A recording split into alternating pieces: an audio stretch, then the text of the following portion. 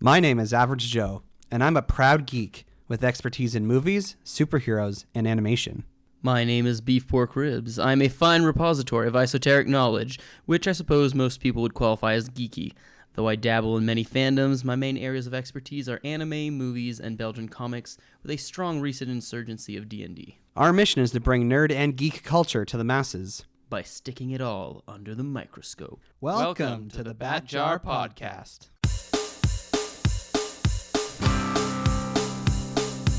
Movies, comics, graphic novels, TV, cartoons, animation, nerds are geeks, entertainment culture. Hear it on the Bat Jar, Nerdy Power.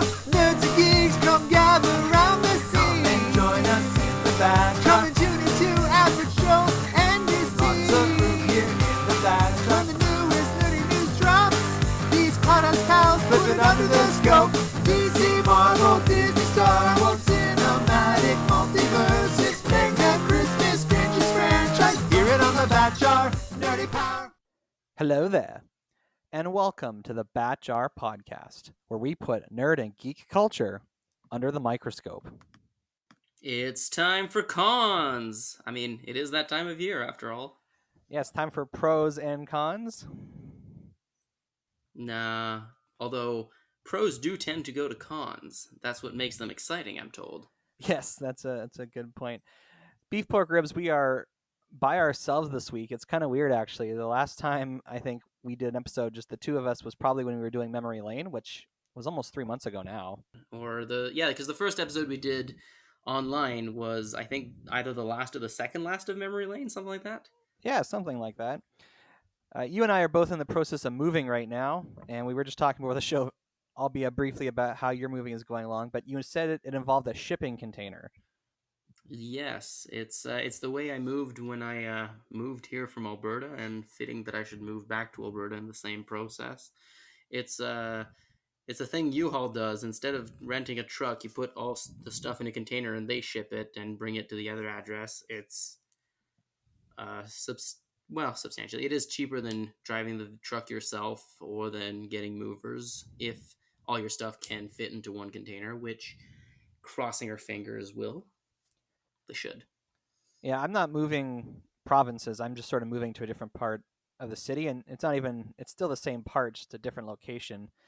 I think one of the things I'm recognizing, just as this lockdown, as the quarantine continues, living in an apartment is not the best way to live. Especially when you're working from home. I've really started to feel the effects of feeling, and I don't ever think I've ever actually experienced claustrophobia before, but I'm really starting to feel like my world is very small, if that makes sense. Yes, I can kind of understand that. I've had a bit more of an experience moving about, as I do move between my apartment and Mjornil's apartment a lot, but at the same time, it is a smaller world, a smallish world, and I find that even when I'm just driving between the two, I get this urge to just drive down the highway and go somewhere, just to move a little bit further. Yeah, So I do understand your feeling. Yeah, I'm gonna be moving into a house, so my hope is that having more rooms to visit and more people to interact with will help with things, because it's looking like I'm going to be working remotely for at least the next 6 months. The strategy my employer has put out for how we're going to gradually return to work, it's kind of on your need to work from the office. That's kind of the basis they're working off, is well, if you need to work here or if you'd like to work at the office, you can apply to.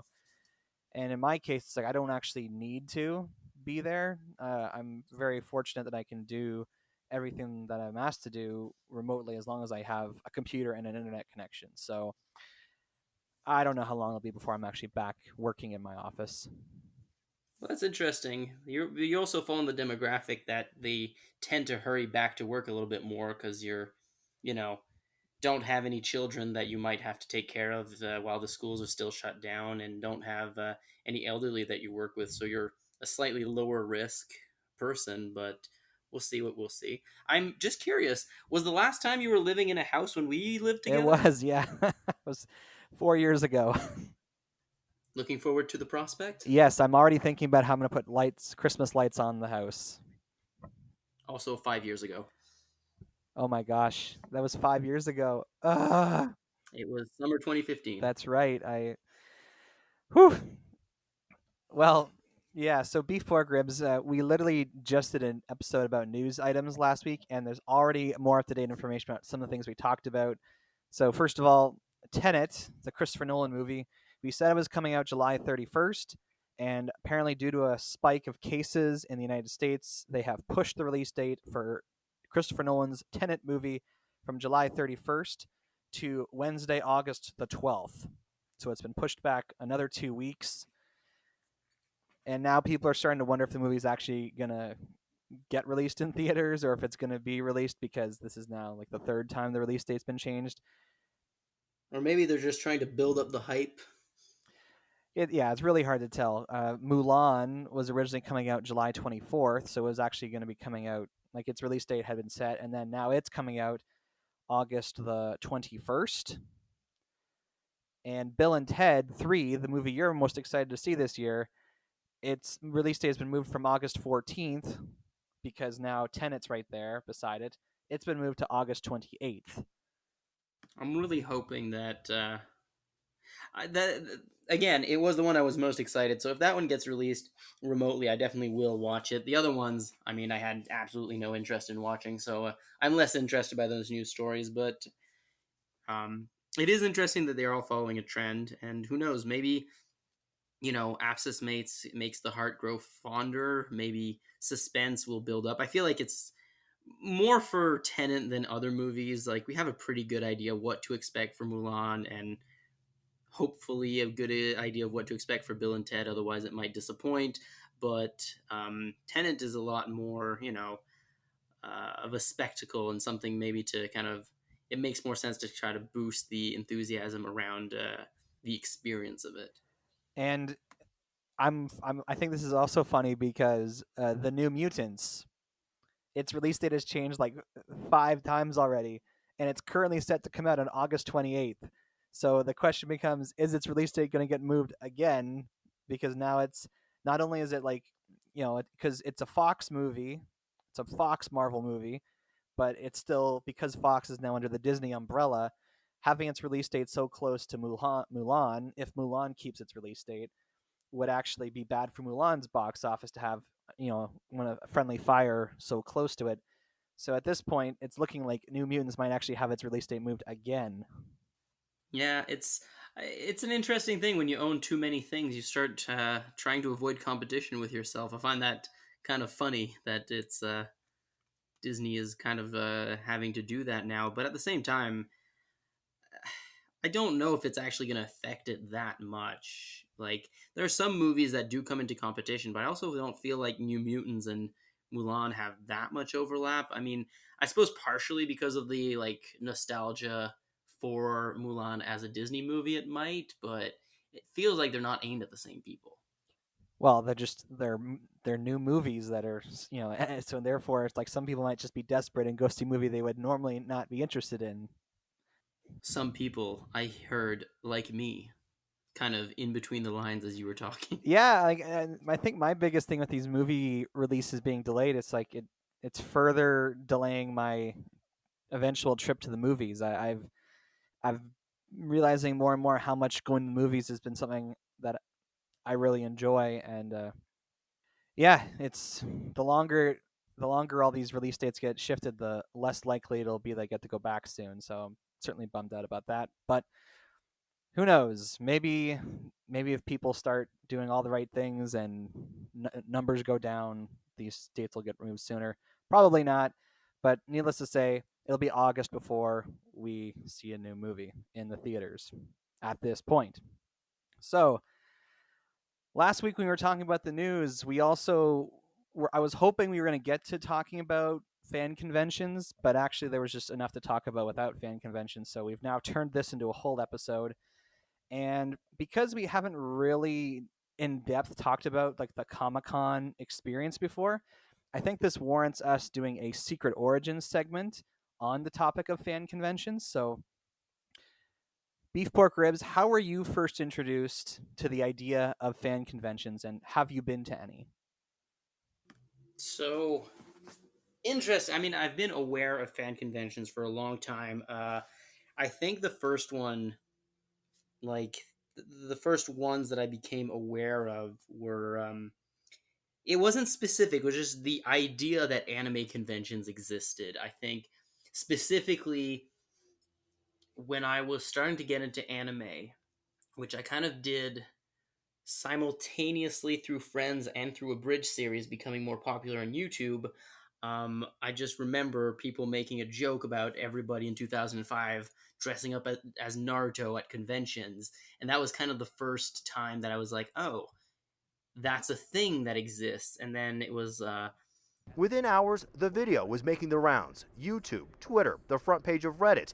Everyone was talking about this guy in the live shot doing the Naruto Run, a signature move referenced in the Storm Area 51 Facebook event posting from July. knowing my sister did cosplaying, and so that kind of made me a little more aware, as well as like then I started being aware of like gaming cons because at the time, also when I was kind of getting into things, the game League of Legends did not have a professional league yet, so all of the like big events and big tournaments were at mostly gaming cons, or like E3 or the Intel Extreme Masters, that were kind of bigger events that also had like a League of Legends tournament within it. So that was kind of how it started. Then, mostly through my sister, I became aware of the local ones, mostly anime conventions, and started knowing, oh yeah, that's a common thing to have. Like Comic Con is a big kind of geeky thing, and not just about comics, though it may have started that way. I feel, and yeah, and then it kind of becomes unavoidable as you get into more geeky fandoms these days to know that, like, oh yeah, and there was a Comic Con panel for this, for things as wide ranging as like even I believe Game of Thrones has Comic Con or had Comic Con panels, and it's like, okay, well, so I guess this is just kind of talking about fandoms. And I remember quite distinctly that one of the reasons why I refused to call myself a weeb for a long time was because I had never been to an anime convention, which still held true until about a year ago. About a year ago, there was a convention called G Anime in Gatineau that I went to because my then girlfriend, very newly girlfriend, um, was doing she's also a cosplayer, and she was doing a cosplay show, and she wanted me to come and record it. I was out of town the week before, so I drove in, got in for the weekend to record her performance at the showcase. I don't remember what it's called. It's like when cosplayers do come and do little skits at cons. Parade, I think it's called the parade, I'm not sure, but anyway, maybe masquerade, I can't remember, but I went there, and that was the first time I had been to a con. And since then I've been to a few different cons with Nil, mostly in cosplay, mostly with because of her and with her. um and I do understand their appeal. I've always been, I don't know if it's because the local cons in Ottawa are not very big, which is what I hear from a lot of people. They're like, oh yeah, Ottawa Comic Con or G Anime, those are small cons. We got to go to a big one to get a feel for it. So maybe I will. Moving to Calgary, apparently the Calgary Fan Expo is quite a bit larger than Ottawa, but like, other than it being a good place to kind of get geeky gifts for people, and like it's cool, people are in cosplay, and that's fun, but like I've never gotten the appeal of cons that much. But then again, also haven't been to that many panels. So maybe like I see it, but I don't think it's really something for me necessarily that much. I enjoy them and I participate in them when I'm there, but it's something I never used to go out of my way to do, and I don't think I'm necessarily going to get out of my way to do either personally. But that's, yeah, that's my secret origin story with cons. I should have thought of this before asking the question, because I'm trying to think of when I would have first heard about the idea of like a Comic-Con type of thing. And for some reason, what's sticking in my head is the Simpsons character comic book guy, and like having not faithfully watched The Simpsons, but watching it casually as a kid, knowing that there was like this character who was like, seeming like his whole life was based around comic books. And I feel like what's coming to mind is like him making a reference to Comic Con in some episode of The Simpsons. Who knows if that's actually the case? Someone has mixed an Amazing Spider-Man in with the Peter Parker the Spectacular Spider-Man series. This will not stand. Pardon me, but I wish to tender a serious cash offer for this stack of water-damaged little Lulus. A, that is not water, it is Diet Mr. Pibb. But I know once I really started following YouTubers, a lot of them, they go to Comic-Cons and they post videos of their experiences and they talk about it on social media. So I want to say as early as like 2007, 2008, I was aware that these things happened. And at that point, I was really starting to follow movie news. And that was really the point, like the late 2000s, where movie studios and TV studios were starting to present at Comic-Con. And so you'd hear in like the news articles, Jon Favreau was at Comic-Con showing footage from the new Iron Man movie. And so you kind of understand that these things happen. In fact, I recall also being subscribed to Wizard magazine, which was like a comic book news magazine that made references to Comic-Con quite regularly. I do actually remember, now that you were talking about like more vague things, vaguely remember, I can't remember, it was either Buffy or Animaniacs that kind of make reference to like, the stereotypical nerd that, went on the internet, was fat, and, all the bad stereotypes, but also went to conventions. And I think that might have actually been the first awareness, but that's a bit like you were talking about with your Simpsons story. So it was like kind of in the back, geek culture consciousness, it existed, but never really thought about it like as a thing until I started getting into anime. Yeah, and because my interest in a lot of nerdy and geeky things was not necessarily like something I did with all my best friends, it did feel like a solitary experience or a solitary thing. So it didn't really enter my thought process that I should attend one of these events until 2013. That was the year I finally decided I'm going to go to a Comic-Con. I'm just going to do it. I'm going to make the trip. And what was the big deciding point for me was trying to make it affordable for myself, because the one in Ottawa, I've been to it a couple times. It's nice. It's a good, I would say, first experience of a convention for people. But the names they get are kind of like people who are more or less done working in the industry. They're like people who are, to be nice, it's like actors who are past their prime, or production people who are past their prime. And even for like the comic books themselves, most of the artists and writers they'll get to come are people who were working 10 years ago or 20 years ago. So I decided I want to go big for my first experience, and I decided to go to Fan Expo Canada, which is held every August in Toronto. And without really knowing much about it, I kind of like Googled it and found the website, looked at the prices, and saw the celebrities that were going to be there. And I was like, okay, this seems to be the thing for me.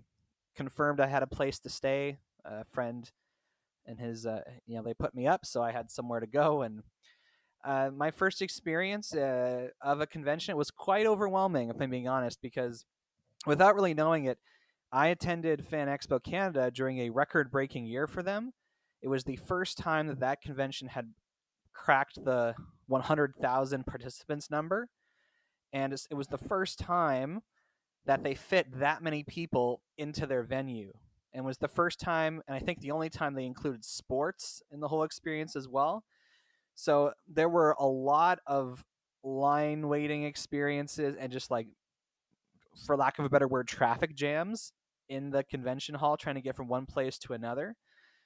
And I learned a lot. I mean, I didn't really prepare. I didn't research. I didn't look up like what to do or what not to do at a con. I kind of just learned all the things for myself. And the next year, I decided to go to Ottawa Comic Con for the first time, and it was a totally different experience because it was much smaller, far fewer people, far fewer exhibitors, far fewer guests. And at Fan Expo at that time, I literally like at any given time there was something going on that I was interested in. With the Ottawa Comic Con, that wasn't necessarily the case. I kind of had to like wait because there was this less programming because it's a smaller convention. And in the last 6 years, I've been back to Fan Expo Canada twice, and there's been many occasions on the podcast where I've kind of like shared stories about panels I've attended and like my experiences, like hearing celebrities speak and hearing people from the industry speak. And also, I've been to the Ottawa Comic Con a handful of times. Admittedly, I kind of use it as a shopping tool for holidays and for birthdays more than anything else these days. I remember going with your sister once because she was interested in going for cosplay, and One Shot and I were both like, yeah, we're indifferent if we go to Comic Con this year, but she was kind of the one that got us to go. So that's been kind of my experience. I don't go to them every year just because it's really hard once you're there among all that merchandise to not spend a bunch of money you don't need to be spending. So that's sort of been my experience attending Comic Cons, if you will. And to get a little bit of history here to try and get a sense of like, well, when did the idea of like a Comic Con start? Looking at some historical information here, it appears that the origins of Comic Con as we know it today go back to the early 1960s, because apparently an organization called the Academy of Comic Book Fans and Collectors, which was the first official organization of comic book enthusiasts, was formed. And from there came some small gatherings of events, and then apparently the first official comic book convention was New York Comic Con, which was held in July 1964. And then flash forward to 1965, the first comic book convention to be held as a recurring event was the Detroit Triple Fan Fair, or the DTTF. And that convention ran every year from 1965 until 1978. And apparently, one of the guys who was in charge of the Detroit Triple Fan Fair, Shel Dorf, he moved to San Diego in the early 1970s. Hence the San Diego Comic-Con becoming the largest thing ever? Question mark? That's right. So I guess Shell was inspired by his experiences in Detroit, and they ran their first San Diego, well, actually, it was called Golden State Comic Mini-Con as a one-day event in 1970, and then they started hosting a San Diego comic book convention in 1971, and that slowly grew into the Comic Con that we know today. So when the general public hear about Comic Con, they're generally talking about the San Diego Comic Con, which is also known as Comic Con International. And in the last, 10, 15 years, it has been a major event in pop culture every year, not just because movies and TV shows based on nerdy and geeky material are more popular, but it's because major Hollywood studios are using Comic-Con as an event for announcing trailers, announcing new projects, and sometimes it's about stuff that's not even related to nerd and geek culture, but because there's this massive audience of people there, they are using it as a way to advertise their stuff. So there you go. There's the history of Comic-Con. And that is the end of our Secret Origin segment. Way back, I keep saying way back. I think everyone has a different idea of what way back means, but to me, like April seems way back at this point. But when we did our episode on nerds, geeks, and COVID-19, we talked about how San Diego's Comic-Con was canceled, and that it was a big deal for them because it was the first time in their 50 years that they actually had to cancel the event, and that there were none of the other health crises in the world or anything else that's happened led to Comic-Con getting canceled. And so it was a big deal for the people who care about this kind of thing that the San Diego Comic-Con was canceled. And in the months since then, there has been developments. And so San Diego has actually announced they're going to be doing Comic-Con at home. they're going to be doing an online version of Comic-Con. And, Comic-Con official branding, I guess, they're not the only company that's decided to do an online convention. And I have here at least 4 different conventions that are happening that we're going to talk about. But just before we get to that, Beef Pork Ribs, you kind of like alluded to this, saying that the con experience isn't necessarily something you enjoy.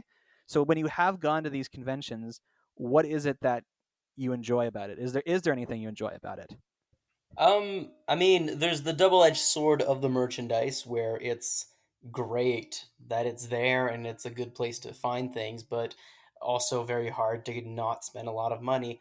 I do, but I do enjoy it.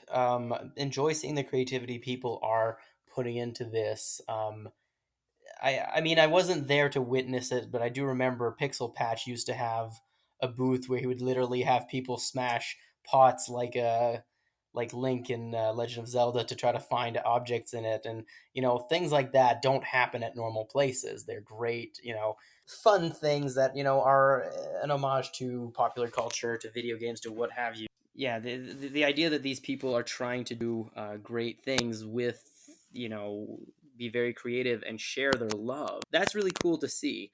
And I do love that. I do also I like the idea of like having like viewings for specific movies or shows that you can kind of see that you wouldn't normally watch, and the idea of watching it with other fans kind of has this idea that yeah, we can talk to these people, but at the same time, I do know that as a very very introverted person, they are taxing after a while on me, and but I also I don't know. I never found that personally. The idea of getting information before everybody else was that important to me. So, like being at a con for presentations or for big events or even watching them live was never something I was particularly interested in. So that kind of takes away part of the appeal. And also, there was I hate to say it this way, but I'm kind of a filthy casual in a lot of my fandoms. In that, even those that I am very invested in, I'm not that outwardly invested. I don't really like. I can talk about them for a long time, and like as the episode where we did One Piece is any indicator, I could talk about One Piece for hours on end. But I don't feel that particularly like strongly enough that I need to do that. It's more like it's there if I need it or if I wanted it to, but I don't really feel any particular push towards finding out more about the productions. Or if I did, it's like, yeah, well, it's on YouTube if I really want to be interested. And that feel is kind of like the appeal of cons is knowing more and finding out these things and asking questions and being there indirect, which I don't really feel is to me wasn't that worth it, especially because it's like I think you kind of touched on it.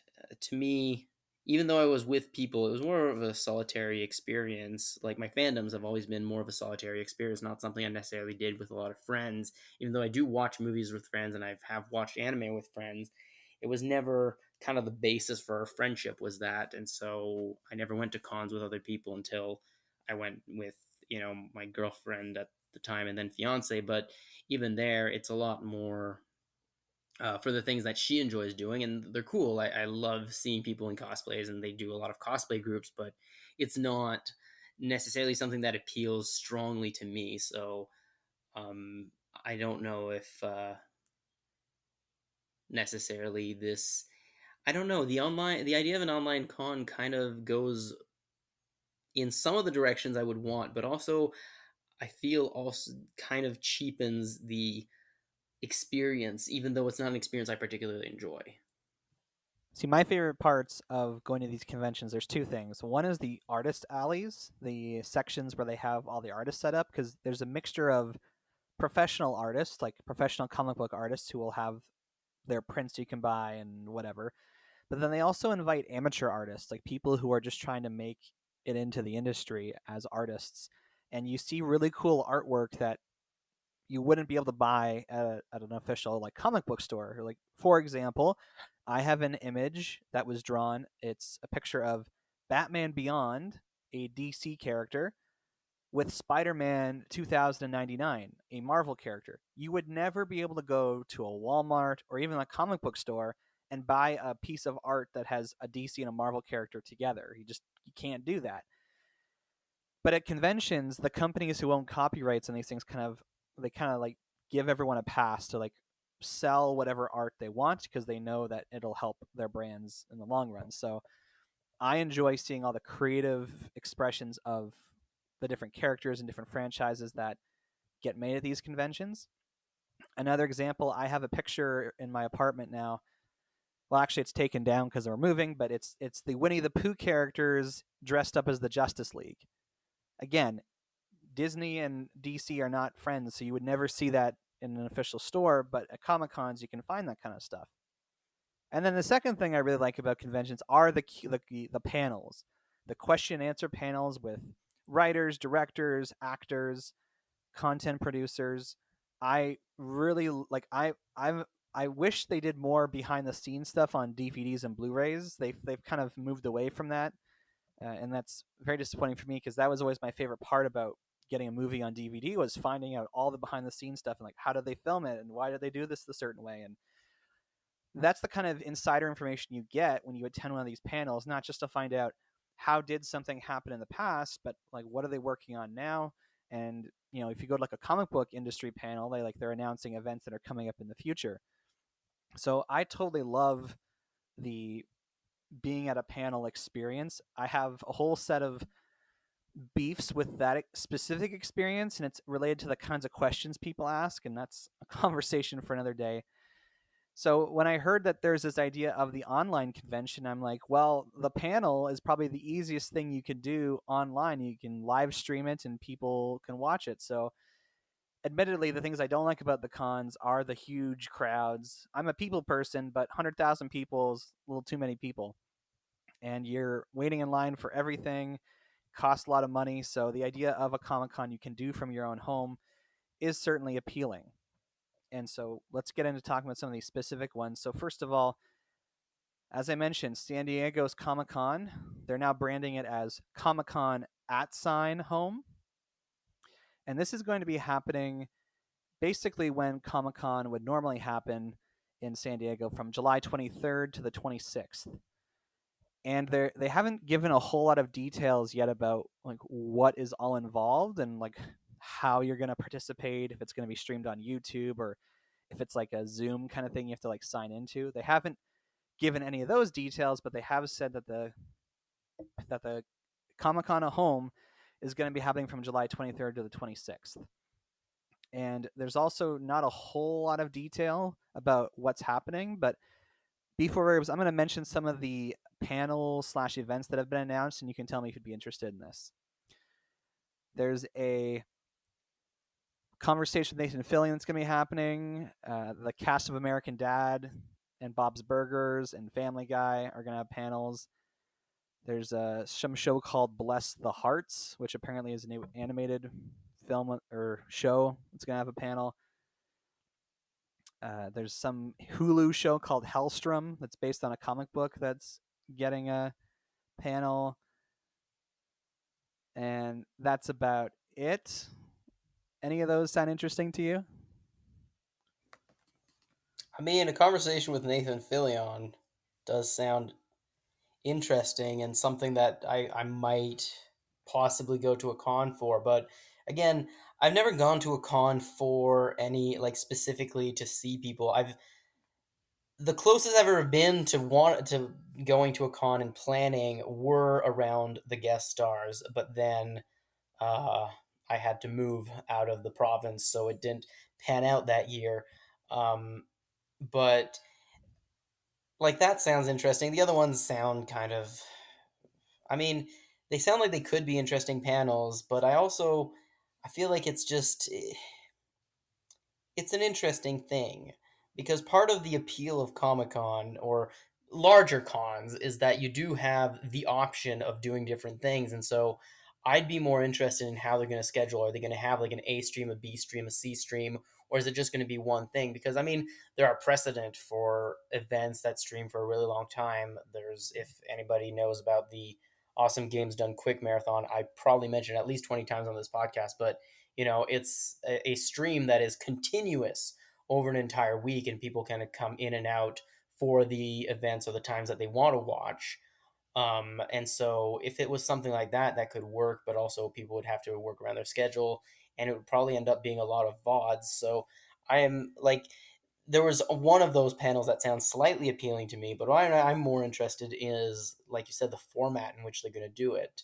Because to me, that is more likely to make or break the experience or the con, would be how they choose to present it rather than what is actually being presented. I mean, obviously the content is important, but it's Comic Con. They should be able to pull in bigger things, especially because there's no other options. So it's still going to be a certain amount of publicity that these companies or these shows wouldn't get otherwise. But I think that's kind of the more important. Yeah, most of this kind of sounds boring to me, but who knows? It might be exciting. I mean, it's kind of nice because it is online. If there is a specific event you want to, first of all, it's free, so there's no cost to attend this Comic-Con at home. And if there is only like one event that's of interest to you, then you could, in theory, just show up for that one event and then disappear again.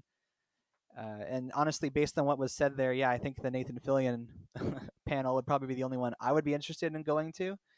So yeah, unfortunately at this point, Comic-Con at home, it's less than a month away. They don't have a whole lot of details available, probably because they're trying to figure it out. And unlike all the other events we're going to be talking about, Comic-Con is kind of relying on other companies to be presenting at their event.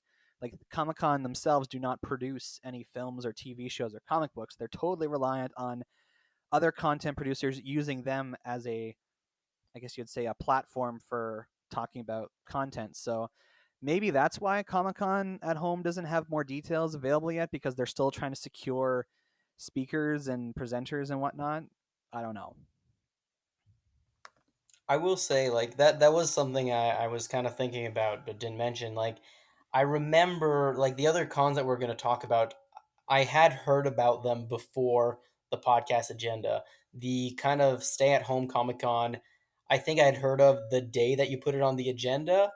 Or maybe when I checked it, I was like, oh, I may have heard about this. Whereas the other cons, like, I knew they were coming. I feel like they had more planning put into them, more time put into them. They're like, yes, this is something we're going to have to do.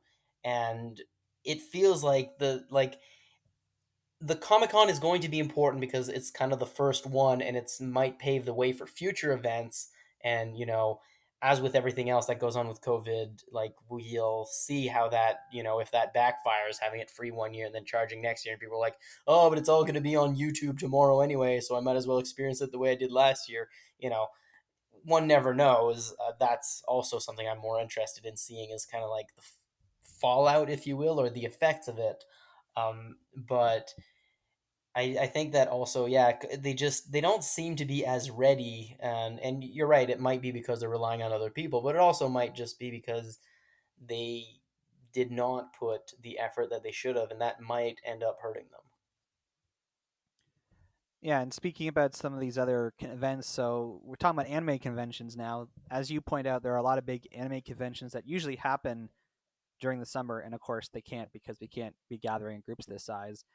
So the one that's kind of farthest away that we'll just mention briefly is that Crunchyroll, the anime streaming service.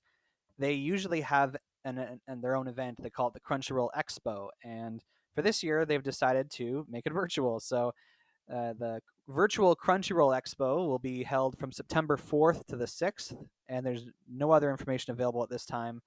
But they say that there'll be news, details, and announcements starting mid-July. So if you're perhaps somebody who's been to the Crunchyroll Expo in the past, like, sounds like they are planning for a virtual version of that experience. But some anime conventions that are happening much sooner, in fact, this coming week, there's actually two of them happening at the same time, which seems like a bad idea. But first of all, we have Anime Expo Lite, which is happening on July 3rd and 4th. It's going to be streamed over Twitch and YouTube.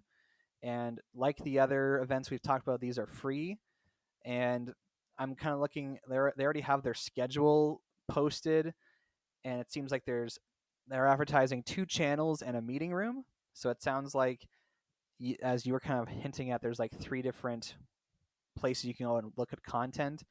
And the schedule honestly looks a lot like a regular kind of anime convention schedule. They got Q&As, they've got presentations, they've got interviews, they've got panels, and yeah, so it seems like they're essentially doing everything that you would normally have at an anime convention, just virtually.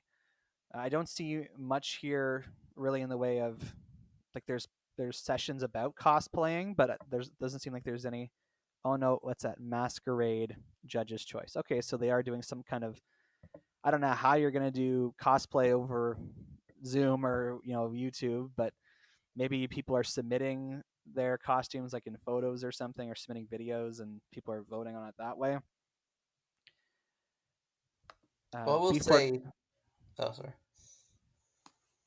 go ahead. As generally the masquerade, like you kind of sign up in advance or sometimes the day of and say what your cosplay is, and then you do a little presentation. So I I it probably just will be people like doing a little video and sending it in, and playing that as opposed to having them go up on a stage. It's fairly similar. I feel like it's because I remember I was going to ask you if they have any AMV competitions, because I mean that's the same thing. For those who don't know, AMV is animated music video.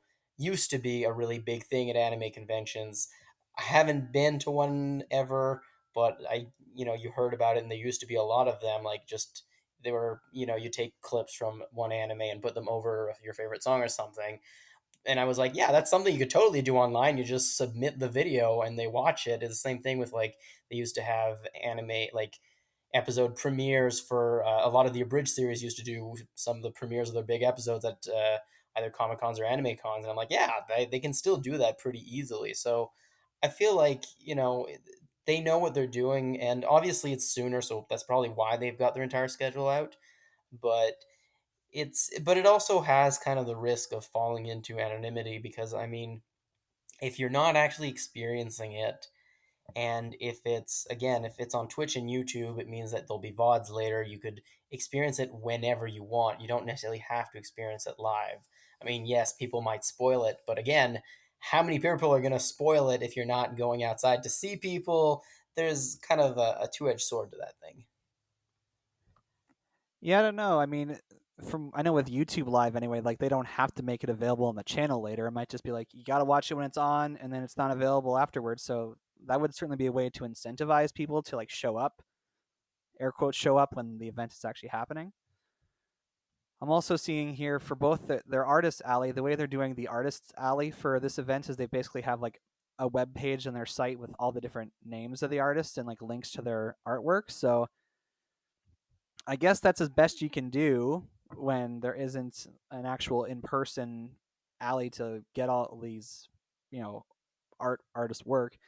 So it's nice that they're still doing something to try and simulate that experience. So I'm thankful for that. And then they also have a link to an exhibitors page where it says that there'll be lots of exclusives and stuff you can essentially order online. So it sounds like they're going to be using like virtual, streaming and video platforms for all the panels and the sessions, and then they're using their website to kind of simulate the experience of things you would have in the marketplace, which honestly, that's a heck of a lot more convenient, because I've spent time like wandering around these shopping centers trying to find something, and wasting a lot of time. With this, it sounds like I can just search and find the exact thing I'm looking for.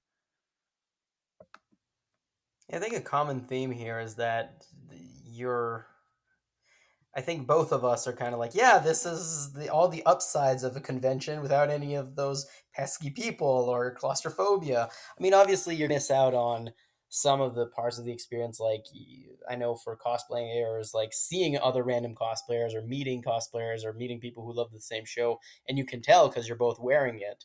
But at the same time, if you're still going to get some of it, I feel like the Artist Alley, it would be really cool. I don't know how logistically that would work, but if every artist had kind of their own live stream where they did art, on their own stream, which could be linked to the website. But maybe that's kind of what the exclusives are going to be like. Who knows? But I do know that like part of what I've found in Artist Alley is fun is even sometimes just talking to the people about, what made you decide to crochet Pokemons, because that's something that has happened. I'm like, why would you start doing that? And they're like, oh yeah, and there's sometimes are interesting stories. Sometimes just like, yeah, I love crochet and this has a much bigger appeal than any random, anything else I tried. So I'm just doing it, you know, but I think that you're going to miss out on some kind of interesting face to face conversation that do happen at cons where you can meet people who do interesting things. But like you said, the convenience is definitely up. And happening the exact same days, July 3rd and 4th, Funimation, the anime dubbing and distribution company, is for the first time hosting their own convention. It's called Funimation Con 2020. And people are kind of, this is an example of basically one distributor basically saying, you know what, like we're just going to do our own thing and we're going to promote our stuff. And I've signed up for it. Like they give you you just click register and they send you like a virtual badge because part of the con experience is getting your badge with your whatever on it. So it's kind of pointless because like, well, I don't actually need the badge, but they sent it to me anyway. So on the exact same days, Funimation is hosting their convention, and there isn't as much details, like the schedule is not available yet, but they do kind of mention that there's panels from different anime distributing companies. They talk about how there's going to be musical performances by bands in Japan who do theme songs for anime through Sony Music. There's going to be a couple panels about cosplaying.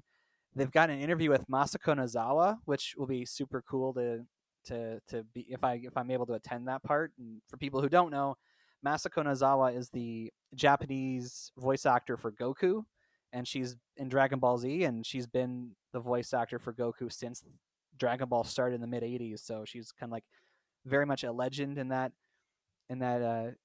venue. There's also like an esports event for a My Hero Academia game. There are panels with voice actors for shows like Fruits Basket, One Piece, Fire Force, Attack on Titan, My Hero Academia. And they seem to have a variety of different guests who are, I guess, they look like, I don't recognize any of the names, so I think they're all fans. Of the two Beef Pork Ribs, between Anime Expo Lite and Funimation Con, which one would you more likely attend? I'm gonna be brutally honest and say I probably won't attend either one of them, but if I had to choose between the two, I think I probably would go with Anime Light, simply because I like. Weirdly enough, because I have a subscription to Funimation and I do actually visit their website often enough and sometimes look at the newsletter, I feel like I am getting a lot of the information from that company and from the things that they're doing. Um, I could be wrong. There might be some things that are super interesting that are going to be happening, but it didn't sound like it has as many things. Although, correct me if I'm wrong, but I do believe that Funimation were planning on having this con before COVID and before everything shut down. The thing that changed was that it was online. I could be wrong, but I was pretty sure that they were kind of trying to hop into the bandwagon of that Crunchyroll had started of a company having their own con. So I feel like it might maybe have more planning gone into it, but yeah, I don't think I'll be that interested in either one. But I feel like Anime Light would be has more potential for things that I would find interesting and that I couldn't get otherwise.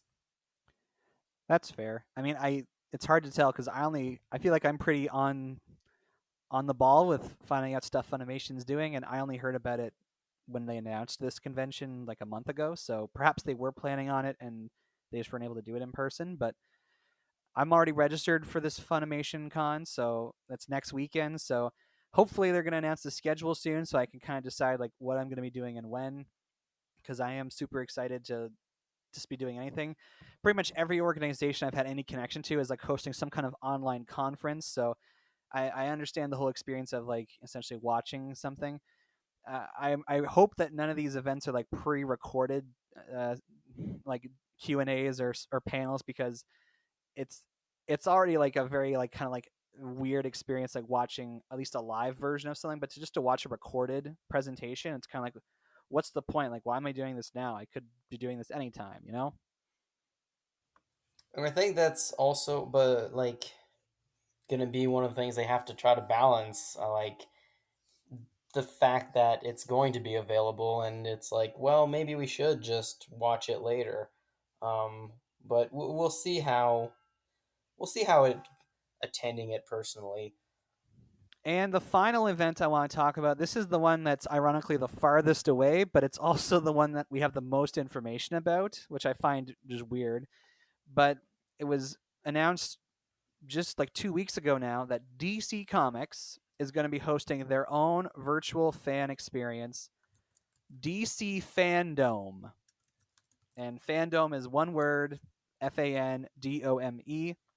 So it's kind of a play on the word fandom, but then it's also like a dome like an event. So I'm super excited about this. I know I'm admittedly biased because I am a DC fan, but just the idea that they're like when just to maybe I'm not explaining this well enough, but like when DC announced this event 2 weeks ago, it was basically their way of saying, yeah, we're not going to rely on Comic-Con or other conventions to promote our material and to celebrate our community. We're going to do that ourselves. And they made a very bold kind of statement to the rest of the, I guess you would say, the pop culture, nerd culture, geek culture world by announcing this event. It's going to be on Saturday, August 22nd, starting at 10 a.m. Pacific time. So for those of us on the East Coast, that's about 1 p.m. I feel like it's a good move on DC's part. I've been of the opinion for a while now that DC has to hit a point where they just say haters gonna hate and start actually doing their own thing instead of like trying to be Marvel or trying to pander to the fans. And I think this is a step in the right direction for them to just be like, we have our things, we know what they're about, we like them. If you like them, come and check it out. And also kind of opening it up to everybody. And like, even though it's a bit of a statement, it is far less than if they were doing it while cons were still live. But now it's like, everybody's doing this, we might as well jump in on it. And who knows, it might turn out that that was innovation, and that was something that everybody else is going to try to do, and now forever they will be copying DC Comics. So I'm kind of hoping for that, because like you, I do have a bit of a bias for DC, and preference over Marvel, and I do think they have a lot of properties and a lot of projects that deserve way more acclaim than they're getting, and is comparable differently to what the MCU has done. So it is nice to see that they are kind of taking it into their own hands and hopefully promoting things that will get them more visibility. Then again, it might just end up that only DC fans are going to watch it and get excited about it. But you know what? Reinforcing your fan base and doing things for your fans is a great thing as well. And this is being marketed as a global experience. So unlike these other conventions that are kind of following the typical experience of like set hours over 1 or 2 or 3 or 4 days, this is going to be just a 24-hour event from like when it starts at 1 p.m. Eastern time until 12 noon the next day. And it's going to be broadcast around the world. It's going to be available in 10 different languages. So they're really kind of like marketing this as like this is this one day for the whole world to come together and celebrate DC fandom. Kind of worries me only because it probably means that like some of the stuff I'm going to want to watch might be on in like the middle of the night, and I'll have to choose to hop on to watch this event at like 2 o'clock in the morning because it's like a better time slot somewhere else in the world. But let's be honest, with COVID and the shutdown, a lot of us don't have anything particularly better to do or have flexible enough schedules for that to work out. So I think it's still a good move. And they've actually like released a visual of what the experience is going to look like. It's still kind of hard to see like what it'll actually look like, but basically the way DC fandom will work is that there's going to be 5 separate verses you can go to. Like they're really playing up this whole like multiverse thing. And so the idea is that you start in what they call what do they call it? Oh, it's called the Hall of Heroes, right? So the central, it kind of like, if you look at the picture, it kind of looks like a theme park, the way it's laid out. because you basically, I guess, when you sign in to DC Fandome, you start off in the Hall of Heroes, and that's where all the major panels they're going to have, the major events are happening. And then from there, kind of like the lobby of like an online video game or something, you can choose to visit one of the 5 DC multiverses. They have the DC Watchverse, which is basically going to be set aside for exclusive screenings of footage, events, stuff that you already missed if it was in the live session in the Hall of Heroes. You can watch the whatever you missed in the Watchverse. There's going to be screenings of movies and shows in there. I might end up spending time there because chances are some of the events that I'll be wanting to watch will not be available. They have the DC U-verse, which apparently is the most fan-centric area. That's where the cosplay is going to be, and they're already reaching out to fans saying like, show us your fan art, show us that you're the biggest fan. And like, I guess the idea is that you can go into the U-verse and essentially vote on like the best art and the best cosplay you like. So I admittedly probably won't spend as much time there, but it's cool that they have that. They have the DC Kids Verse, which is obviously just a special place for children and for family friendly content. So they're catering to the younger fans, which is of course not the demographic I fall into, but I'm thankful that they're thinking of that. They have the DC Insiderverse, where essentially this is the behind the scenes area where a couple big names from the production side of DC are going to be available to have behind the scenes stuff for comic books, games, movies, theme parks, products. I'll definitely be spending time there because that's the kind of stuff I love learning about. And then they have the DC Funverse, which is basically like the online shop where all the collectibles and the rare stuff is that you can go and buy. Honestly, I think that's a good format, and I think like because it does kind of give everybody kind of what they want, but also is specialized. It will be interesting to see if some of the things you want to see kind of overlap each other in a problematic way. But I feel like that gives more than a lot of other uh, sections the vibe of a con, because that is part of it, is that sometimes you need to sacrifice one panel to go see another one because it is more interesting, or you miss part of a panel because you were standing in line to get a picture with a picture with somebody or a signature. And I feel like that it might not be a good thing. People might get annoyed at it, but at the same time, I feel like it's a good experience. And the fact that it's only 24 hours might just be because they're testing it out, and they might realize that, yeah, we can do this. We can do this for, 2 days, or make it longer, or have it be a recurring event. And out of all of the other, like, honestly, after hearing the description, out of all of the online cons, it sounds like it has the one that it is the one that has had the most thought put into how they're going to do this and possibly keep going forward with it. That's a good point. And I'm also thinking like from a IT perspective, perhaps like splitting the convention up into like these 5 different or 6 different areas will allow like the servers to not crash. And they make a point of saying that like there's going to be sessions about all of their most popular kind of films and TV shows. So of course, Wonder Woman 84, Young Justice, Watchmen the show, Titans, Doom Patrol, The Suicide Squad with James Gunn, The Batman with Robert Pattinson, Black Adam with The Rock, Black Lightning, Batwoman, DC Superhero Girls, Legends of Tomorrow, Stargirl, The Flash Show, Harley Quinn the show, The Snyder Cut, Lucifer, Pennyworth, Shazam. Maybe they're going to announce a sequel. Who knows? The Superman and Lois show. Like, there's a lot of stuff DC's working on right now that they could use this event as a way to like announce some material, maybe show some trailers or show some pictures of what certain actors look like in their costumes for the movies. Like, as a DC fan, I am very excited about this, and I like how you kind of point out saying like it seems like a lot of thought was put into this, and I think I actually have a work thing that's happening on the 22nd, so I'm hoping that I might end up spending more time in the watch first than I would like watching things after they happened. But like all these other conventions, like you're able to experience this from the comfort of your home. So you can dress however you want, you can eat your own food, you can kind of go at your own pace. They might make some events unavailable if you don't watch them live, which I don't know. I think there is something to that. What incentive would there be to show up at the exact time an event is happening if it's made available afterwards? I mean, it could also be that there's a delay on when it's available, which would be like a half measure, but would still work.